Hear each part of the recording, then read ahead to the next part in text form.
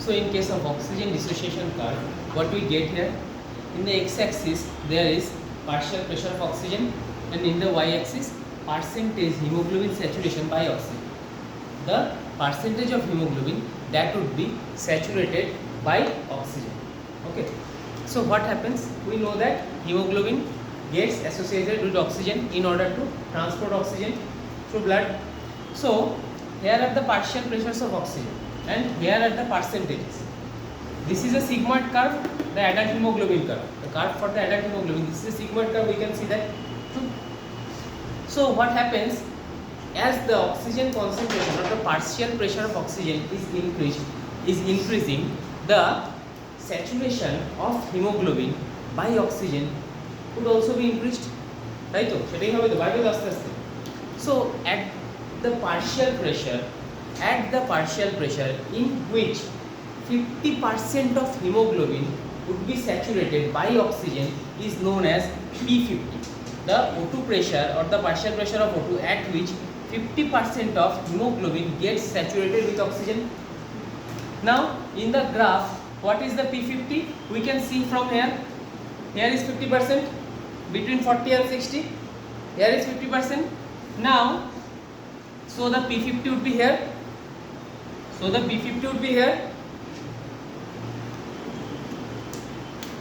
What happens in case of fetal hemoglobin? The affinity of fetal hemoglobin towards oxygen is much higher than adult hemoglobin. The affinity of fetal hemoglobin is much higher than adult hemoglobin. Okay, so the curve would be like that, this dotted one. In much lower oxygen concentration, it would be saturated. In much lower partial pressure of oxygen, it would be saturated. So the P50 would be less. What is P50? The partial pressure of oxygen at which 50% of the hemoglobin is getting saturated with oxygen. If the affinity of hemoglobin towards oxygen gets higher, the P50 would be lowered. So in case of fetal hemoglobin, here I have written this, the P50 of fetal hemoglobin would be always less than the P50 of the adult hemoglobin. Okay. In case of myoglobin, the curve shifts toward the left side. In case of myoglobin, the curve is shifting towards the left side. So the oxygen affinity, where is myoglobin present? In muscle cells. So the oxygen affinity of myoglobin is much more than hemoglobin.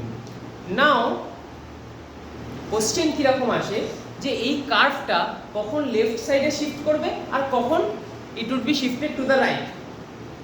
So when the carbon dioxide concentration would be increased in the blood or high H+ concentration would be there, that means the acidity would be increased in the blood, the curve would be shifted towards right. That means much less hemoglobin would be saturated with oxygen because the blood is getting acidic due to presence of either H+ ions or due to presence of CO2, because CO2 would form ultimately carbonic acid. It would increase the acidity of the blood. So যখনই H+ concentration বেড়ে যাবে বা temperature বেড়ে যাবে বা carbon dioxide concentration বেড়ে যাবে, তখনই হবে কি যে হিমোগ্লোবিনের অক্সিজেনের প্রতি অ্যাফিনিটিটা কমতে থাকবে, and affinity কমতে থাকলে curve will be shifted towards right. Much higher concentration of oxygen would be needed for hemoglobin saturation at these moments. Right? At these situations, much more oxygen concentration would be needed to saturate the hemoglobin with oxygen.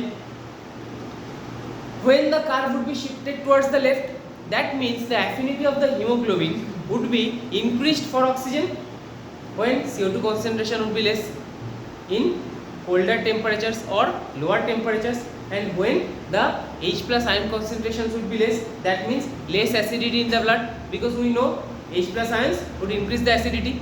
বোঝা গেল? হ্যাঁ